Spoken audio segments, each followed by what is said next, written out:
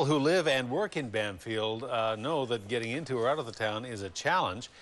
Unless you're driving or arriving by floatplane or by boat, if you're driving, you're stuck on a logging road for 2 or 3 hours, depending which route you take.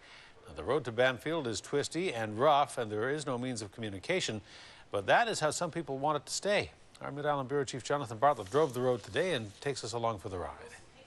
This is the Bamfield Marine Science Center. It's where the Edmonton students would have ended up had they not had their mishap. 4,000 high school students visit per year for field trips and education projects. And the center has never had any serious problems getting them here.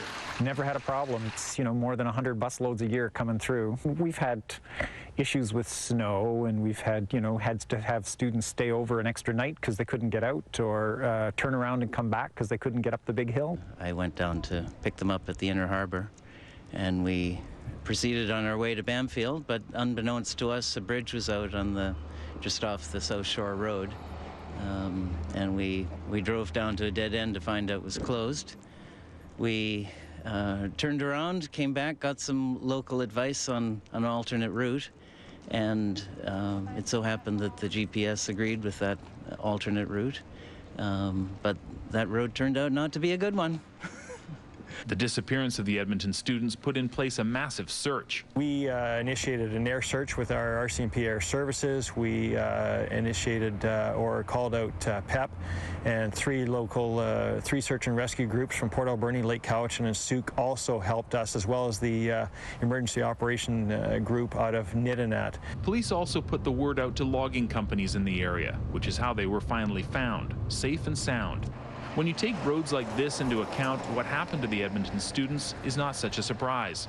A network of logging roads is the only way to get to Bamfield, at least by car or bus, and there's no cell phone coverage. If you take the wrong turn, you can easily get lost.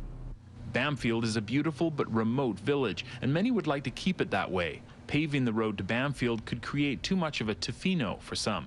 The challenge of driving to Bamfield is simply the way it is here. I've had friends coming down to visit, and they've actually got to the points where you can get lost and turn around and gone home, because they don't know where these roads go, and like I said, unless you know it, you're lost. Those of us that have done it a lot sometimes forget that it's confusing for those that have never done it before.